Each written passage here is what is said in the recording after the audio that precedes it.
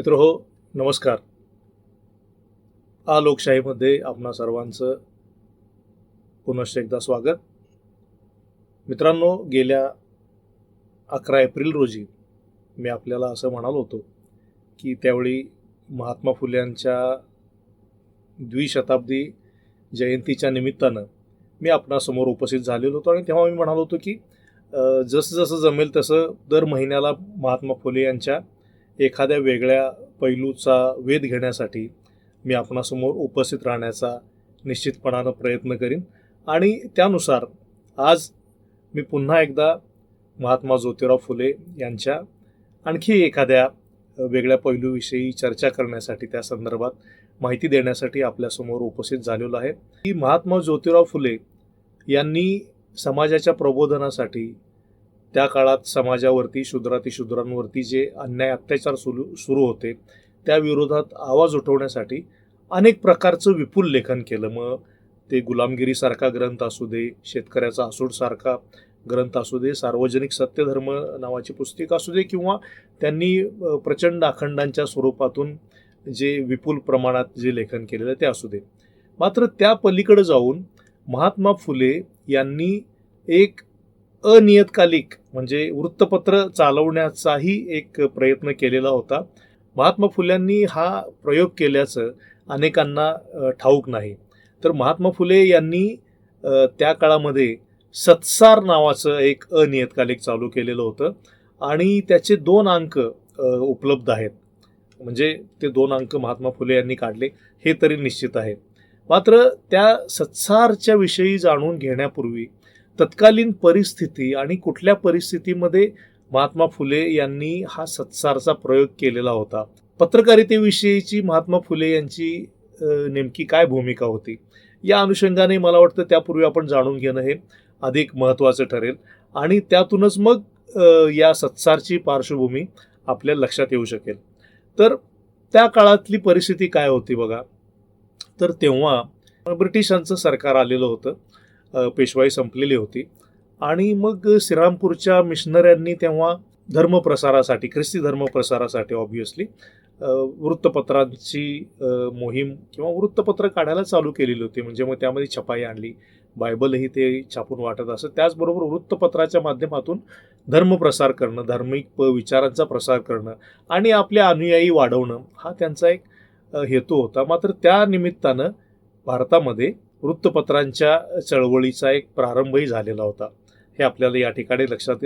तिकडे बंगालमध्ये त्याच वेळेला राजाराम मोहन रॉय यांनी मिरतुल अखबार सारखा पेपर काढून, तो फारसी होता, त्या माध्यमातून ही वृत्तपत्रांच्या चळवळीला एक बळ दिलेलं होतं. म्हणजे तो एक भारतीय प्रयत्न म्हणून आपण लक्षात घेणं आवश्यक आहे.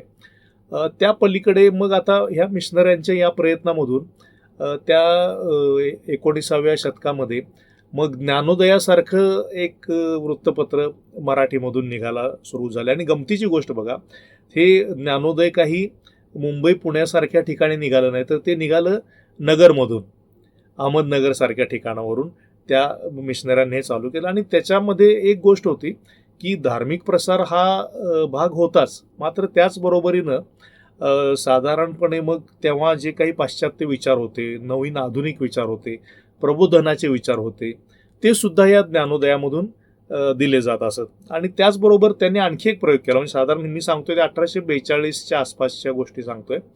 तर त्याचबरोबर त्यांनी बालबोध मेवा अशा स्वरूपाचं एक मुलांसाठीचं सुद्धा वृत्तपत्र चालू करण्याचा प्रयत्न केलेला होता. ते सुद्धा त्या काळामध्ये खूप लोकप्रिय झालेलं होतं असं आपल्याला म्हणता येईल. म्हणजे असा एक प्रवाह इथून येत असतानाच मग मराठीच्या वृत्तपत्रांचा प्रवाह आपल्याला माहितीच आहे की बाळशास्त्री जांभेकरांनी 1832मध्ये दर्पणपासून सुरुवात केली. बायलिंग्युअल होतं आणि त्यामध्ये जी पत्रकारितेची आद्य मूलभूत कर्तव्य आहेत की माहिती देणं, मार्गदर्शन करणं, प्रबोधन करणं, मतनिर्मितीला प्रोत्साहन देणं आणि मनोरंजन. मग मनोरंजनाचा भाग त्यामध्ये फार कमी असे, मात्र माहिती देणं आणि प्रबोधन करणं हा भाग बाळशास्त्री जांभेकरांनी 1832 पासून सुरू केलेलं दर्पणमध्ये, अगदी म्हणजे आद्य मराठी वृत्तपत्र ज्याला म्हणून, त्यामध्ये सुद्धा हा प्रयोग केल्याचं आपल्याला दिसतं. आणि त्यांनी सुद्धा मग विधवा पुनर्विवाह अशा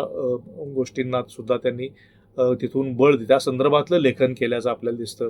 मग शेषाद्री नावाच्या माणसाला त्यांनी ख्रिस्ती जो झाला होता त्याला शुद्धीकरण चळवळ करून त्याला हिंदू धर्मामध्ये घेतलं होतं. म्हणजे त्यालाही काही लोकांनी विरोध केला आणि बाळशास्त्रींनाच वाळत टाकण्याचा प्रकार त्या काळामध्ये झालेला होता.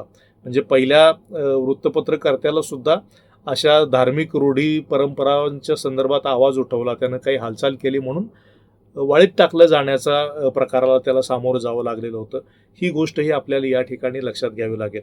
तर असा हा प्रवाह सगळा तयार होत होता. मग आता ख्रिस्ती मिशनऱ्यांना जे करत होते धर्मप्रसाराचं काम, त्याला प्रत्युत्तरादाखल काही वृत्तपत्र मग महाराष्ट्रामध्ये निर्माण झाली आणि त्यामधून मग त्यांना प्रतिवाद करण्याचा एक प्रयत्न या निमित्तानं या महाराष्ट्र भूमीमध्ये होत राहिला. मग हा प्रवाह निर्माण होत असतानाच बाळशास्त्रींचे जे सहकारी होते भाऊ महाजन, तर यांनी सुद्धा प्रभाकर नावाच्या वृत्तपत्राचा एक उगम निर्माण केला, प्रवाह निर्माण केला आणि या प्रभाकरच्या माध्यमातूनच मग जी लोकप्रिय लोकहितवादी यांची जी शतपत्र होती ती त्यांनी प्रसिद्ध केली. म्हणजे त्यावेळी जे हिंदू धर्मामधल्या ज्या काही अनिष्ट रूढी प्रथा परंपरा होत्या आणि त्या बहुतांशा ज्या उच्चवर्णीय समाजामधल्या होत्या, मग त्यामध्ये महिलांच्या वरच्या अत्याचार असतील किंवा अन्य काही रूढी परंपरा ज्या तत्कालीन समाजव्यवस्थेला घातक वाटत होत्या, म्हणजे वरिष्ठ वर्णीयांच्या नजरेतून सुद्धा त्यांना या चालीरीती बंद व्हाव्या असं वाटत होतं. तर अशा काही चालीरीती यांचा प्रतिरोध करण्याचं काम या लोकहितवादींच्या शतपत्रांनी केलं आणि त्याला प्रसिद्धी दिली होती भाऊ महाजनांनी. अशी ही वृत्तपत्र विचार करत होती तत्कालीन समाजव्यवस्थेचा. मात्र मी जसं म्हणालो की त्यामध्ये या पांढरपेशा वर्गाचा जास्तीत जास्त विचार केला जात होता, जो उच्चवर्णीय होता. त्या चौकटीमध्ये अस्पृश्य वर्ग, व्यापक बहुजन समाज आणि त्या पलीकडे असणारा शूद्र अतिशूद्र समाज यांचा विचार केलेला नव्हता. आणि म्हणूनच अशा ठिकाणी मग एक तिसरा प्रवाह या महाराष्ट्र भूमीमध्ये वृत्तपत्रांच्या क्षेत्रात निर्माण झाला आणि तो होता महात्मा फुले यांच्या सत्यशोधक विचारातून सुरू झालेला प्रवाह होता. आणि तोही काही सहजासहजी निर्माण झालेला नाही. त्यालाही एक पार्श्वभूमी अशी होती की महात्मा फुले हे आपल्या विचारकार्याच्या अनुषंगाने लोकांमध्ये प्रबोधनाचं काम करत होते, सत्यशोधक विचारांचा प्रसार करत होते. मात्र जेव्हा सत्यधर्माची सुरुवात महात्मा फुले यांनी केली तेव्हा त्यांची खूप वाईट शब्दांमध्ये निर्भत्सना करण्याचं काम या प्रस्थापित व्यवस्थेनं केलं. म्हणजे त्यांना शूद्र धर्म संस्थापक किंवा अशा पद्धतीची विशेषणं लावली गेली आणि त्यामध्ये मग आघाडीवरती होते ते विष्णूशास्त्री चिपळूणकर यांचं वृत्तपत्र होतं आणि मग तत्सम जी वृत्तपत्र होती ती फुल्यांच्यावरती टीका करत होती. आणि त्या टीकेला प्रत्युत्तर देण्यासाठी आपलंही मग एक वृत्तपत्र असलं पाहिजे की जेणेकरून त्या टीकेचा प्रतिवाद आपल्याला करता येईल. अशी महात्मा फुले यांचे सहकारी असणाऱ्या भालेकर वगैरे लोकांची ही भावना होती. विशेषतः कृष्णराव भालेकर हे खूपच आग्रही होते की आपण ही टीका न सहन करता आपण प्रतिवाद करावा आणि आपण आपलं एक वृत्तपत्र चालू करावं. मात्र त्यांच्या या मागणीच्याकडं जो महात्मा फुले यांचा प्रतिसाद होता तो थोडासा थंड स्वरूपाचा होता. कारण फुले यांची त्यावेळी भूमिका अशी होती की जो व्यापक बहुजन समाज आहे तो बराचसा निरक्षर आहे आणि त्यांना मौखिक पद्धतीनं त्यांना समजेल अशा भाषेतच आपण सांगितलं तर त्यांना समजेल. मुळात या समाजामध्ये लिहिता वाचणारे किती लोक असतील आणि त्यांच्यासाठी मग वृत्तपत्र काढायचं तर मग त्यासाठी परत जो काही कागद लागेल, जो काही खर्च येईल ती आर्थिक भार तरी कोणी उचलायचा, कारण तशी आर्थिक सधनताही नव्हती या समाजामध्ये. त्यामुळं मग फुल्यांचा असाच त्यावेळी स्टँड होता की आपण मौखिक पद्धतीनं जाऊ आणि वृत्तपत्राची तशी आपण आवश्यकता आपल्याला नाही किंवा तो कालांतराने त्याच्या संदर्भात विचार करता येईल. अशा भूमिकेतून भालेकरांना फुल्यांनी नकार दिला. आणि त्याच वेळी अशी एक गंमत झाली होती की मुंबईमधला तेलुगू समाज होता तो त्यांचा छापखाना द्यायला तयार होता. त्यामुळे तर भालेकर खूपच उत्साहित झालेले होते. मात्र फुल्यांचा अशा पद्धतीचा त्यांना प्रतिसाद मिळाल्यानंतर ते थोडेसे नाराज झाले. मात्र तरीही ते उमेद हारले नाहीत आणि भालेकरांनी आपला वृत्तपत्र काढण्याचा आणि जे काही ब्राह्मणी वृत्तपत्र फुल्यांच्यावरती टीका करत होते त्यांना उत्तर देण्याचा निर्धार करून भालेकरांनी आपलं पहिलं दीनबंधू हे वृत्तपत्र चालू केलंच. त्या काळामध्ये दीनबंधूनं शेतकरी, कामगार, कष्टकरी यांच्या प्रश्नांना खरोखर खूप मोठ्या प्रमाणात आवाज देण्याचं काम केलं आणि कालांतरानं फुल्यांनाही त्याचं महत्त्व लक्षात आलं आणि त्यांनी भालेकरांच्याबद्दल तसा काही फारसा नाराजीचा किंवा आढ्यतापूर्ण असा काही व्यवहार ठेवला नाही. मात्र त्यांचा जो काही त्या संदर्भातला विचार होता तो योग्यच होता. दीनबंधूचं हे काम करत असताना भालेकरांना मात्र फुल्यांनी जे म्हटलं होतं त्याचा प्रत्यय यायला चालू झाला होता. हे वृत्तपत्र आर्थिक अडचणीत यायला चालू झालं आणि त्यांनी मग ते काय केलं की त्यांचे सत्यशोधक चळवळीतले सहकारी नारायण मेघाजी लोखंडे कामगार नेते होते आणि रामजी संतूजी आवटे यांच्याकडं दीनबंधूचा हा कार्यभार सगळा सोपवला आणि त्यांनी खूप मोठ्या पद्धतीनं आणि खूप चांगल्या पद्धतीनं दीनबंधूचा हा सगळा कारभार चालवला आणि दीनबंधू हे खऱ्या अर्थानं कामगारांचं, वंचितांचं एक मुखपत्र म्हणून सामोरं आलं आणि महात्मा फुले यांची सत्यशोधक चळवळ किंवा त्यांचे सत्यशोधक विचार हाच त्याचा महत्त्वाचा पाया राहिला आणि त्या पायावरच हे वृत्तपत्र पुढे गेलं. पुढं मग यातून खूप वृत्तपत्र निघाली. मग त्यामध्ये दिनमित्र असेल, विजयी मराठा असेल, ब्राह्मणेतर असेल, कैवारी असेल, हंटर असेल, अशी अंबालहरी असेल, अशी अनेक वृत्तपत्र, तिकडं राष्ट्रवीर असेल, खूप वृत्तपत्र 60-70 एक वृत्तपत्रांच्या नोंदी सापडतात आणि ही सगळी या सत्यशोधक चळवळीतल्या लोकांनी ही वृत्तपत्र सुरू केली आणि महात्मा फुल्यांचा समतेचा आणि सत्यशोधक विचारांचा प्रसार सर्वदूर करण्याचं काम केलं. आणि तो काय होता विचार महत्त्वाचा की शूद्रातिशूद्रांना सुद्धा समाजाच्या मुख्य प्रवाहामध्ये बरोबरीचं स्थान प्राप्त झालं पाहिजे आणि त्यासाठी जे जे काही आपल्याला करावं लागेल ते आपण सर्वांनी त्या संधी त्यांना उपलब्ध करून दिल्या पाहिजेत. हा विचार घेऊन या वृत्तपत्रकर्त्यांनी ही अनेक वृत्तपत्र सुरू केलेली होती. मग आता हे महात्मा फुल्यांच्या विचारातून त्यांनी जे काही सत्यशोधक विचार या समाजाला दिले त्या विचारातून जर वृत्तपत्र निघत असतील तर मग आता महात्मा फुल्यांचा विचार त्या संदर्भातला काय, आता मी तो सुरुवातीला तुम्हाला सांगितलं. मात्र हे एकूण चळवळीला जे आलेलं यश होतं ते बघता आणि वृत्तपत्रांनी त्यामध्ये जी भूमिका बजावली होती ती बघता फुल्यांचा दृष्टिकोनही थोडासा निवळला होता. कारण पूर्वी ते काय म्हणत होते की या आमच्या गरीब आज्ञ शूद्रातिशूद्र बांधवांना वृत्तपत्र म्हणजे काय, कोल्हा आहे का, कुत्रा आहे का, माकडा, हे काही समजत नाही.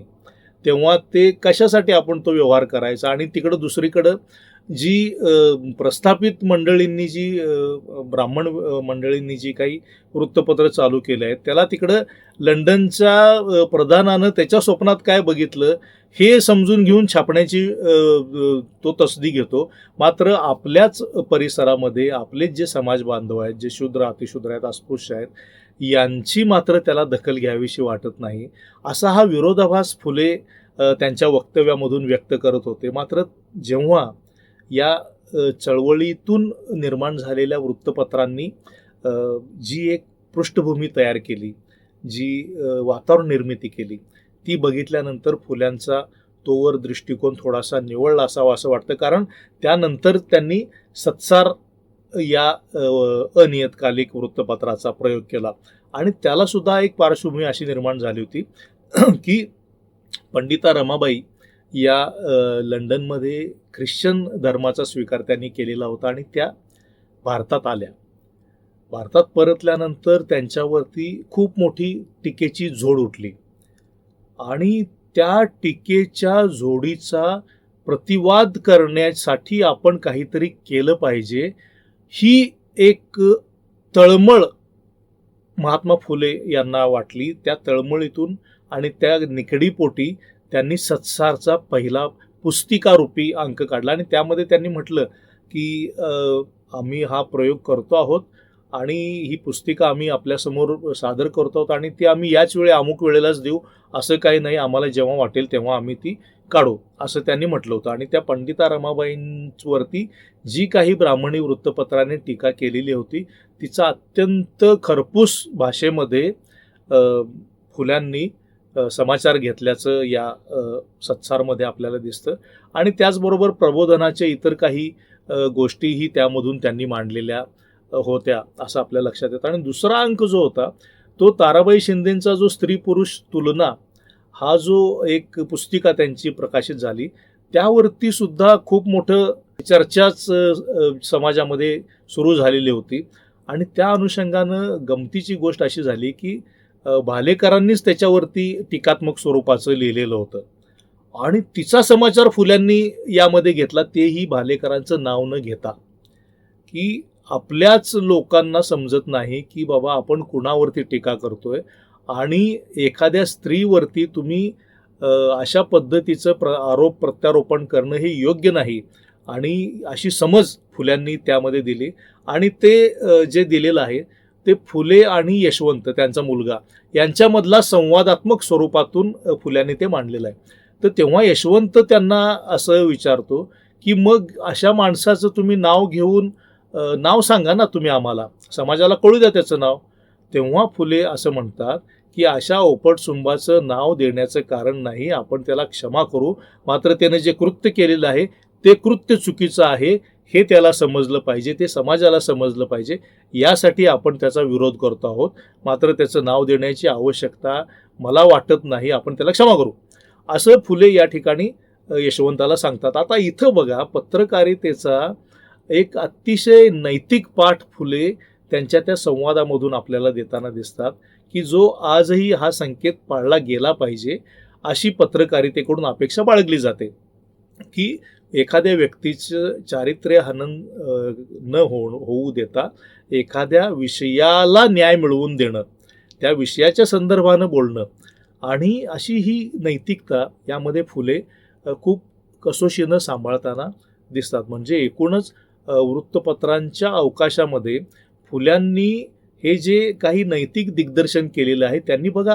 ही वृत्तपत्र काढली सुद्धा दोन महिलांच्या वरती जेव्हा या समाजाकडून काहीतरी चुकीचं आरोपण केलं गेलं, म्हणजे फुल्यांची ही स्त्रियांविषयीची तळमळ, कळकळ आणि क्रांतिकारकत्व किती उच्च स्वरूपाचं होतं की त्यांनी या दोघी महिलांवरती जेव्हा समाज काहीतरी टीकात्मक बोलू लागलेला होता त्यावेळी त्यांनी त्याचा प्रतिवाद या सत्सारच्या 2 अंकांमधून केलेला आपल्याला दिसतो. म्हणजे ही जर आणखी काही अंक आपल्या समोर असते तर कदाचित आणखी फुल्यांच्या पत्रकारितेविषयी आपल्याला अधिक काही जाणून घेणं शक्य झालं असतं. मात्र या 2 अंकांमधून सुद्धा फुल्यांची उच्च कोटीची नैतिकता, त्यामधून त्यांची पत्रकारितेविषयी नैतिक मूल्य बाळगण्याचं भान, या गोष्टी आपल्याला या त्यांच्या पत्रकारितेच्या प्रयोगावरून आपल्या लक्षात येतं. आणि हेच मला वाटतं की फुले यांच्या पत्रकारितेचं महत्त्व आहे, ते जे नैतिक भान आहे, स्त्रियांच्या विषयीचा जो आदरभाव आहे, आजच्या भोवतालामध्ये जे काही महिलांच्या विषयी, बालिकांच्या विषयी हे ज्या सगळ्या काही घडामोडी घडत आहेत, अत्याचार, विनयभंग, बलात्कार, या सगळ्या घटना घडत असताना आपण एक समाज म्हणून काय पद्धतीनं त्याच्यावरती रिॲक्ट होतो आहोत, याकडं जर आपण स्वतःहून अंतर्मुख होऊन विचार केला तर मग आपल्या लक्षात येईल की फुले यांची ही सद्भावना किती उच्च स्तराची होती. एक महिलेवरती नुसती टीका झाली तर खूप आंतरिक रागामधून त्यांनी त्याचा प्रतिवाद केलेला आहे शब्दांच्या माध्यमातून. आणि आज तर भोवतालामध्ये घडणाऱ्या घटनांबद्दल आज ते काय पद्धतीनं रिॲक्ट झाले असते हा विचार केला तर असं चिंतित व्हायला होतं की आज आपण समाज म्हणून काय पद्धतीच्या दिशेनं निघालो आहोत.